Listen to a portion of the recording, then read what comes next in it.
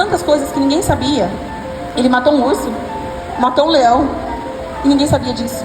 E se o pai dele soubesse que ele tinha feito isso, ele não destacava ele como um guerreiro. Ninguém sabia o que Davi tinha feito. Então, às vezes, tem coisas que ninguém precisa saber o que nós fazemos, o que nós temos com Deus. Tem coisas que são só suas. Eu já aprendo isso com Davi. Tem coisas que são só nossas. E assim, Davi, na adolescência dele, ele foi ungido rei com 16 anos, né? Mais ou menos 16 anos. O que você fazia quando você tinha 16 anos? Pensa aí.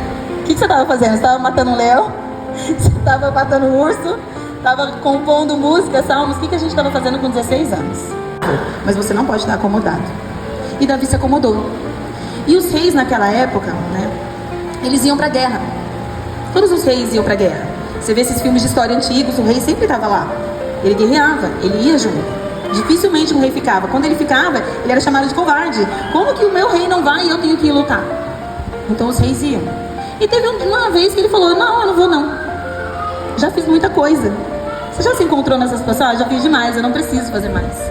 Deixa que outro faça. Quando ele se acomodou e entrou nessa situação, o inimigo, ele é uma brecha, gente. É uma brechinha que você dá. Ele entra com tudo para destruir. E ele faz isso mesmo, uma brechinha. E Davi ficou lá, passeando pelo palácio. Do rei, a nobreza, eles viviam todos juntos. Se você estudar a história, você vê isso, que eles, né, os nobres moravam todos em volta ali do palácio. E aí ele estava passeando, sem rumo, sem ele nem beira, sem estar fazendo o que ele deveria ter feito. E olhou para uma janela e viu uma mulher tomando banho. O que ela estava fazendo em frente à janela, eu também não sei. Ele se apaixonou. Isso porque ele podia ter a mulher que ele quisesse. E ele tinha. Ele tinha se casado já, ele já tinha filhos, ele já tinha uma vida consolidada, ele não precisava daquilo. E naquele costume daquele povo, eles tinham, né? Não era monogâmico, então eles tinham várias mulheres.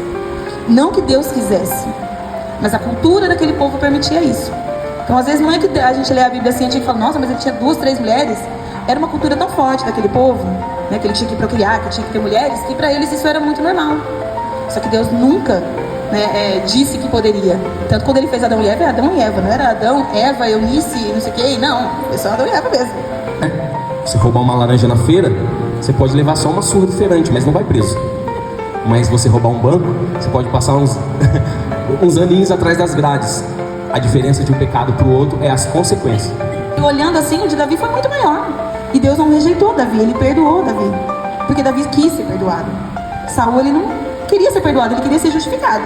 Eu quero me justificar, ó, vem aqui, eu vou me justificar.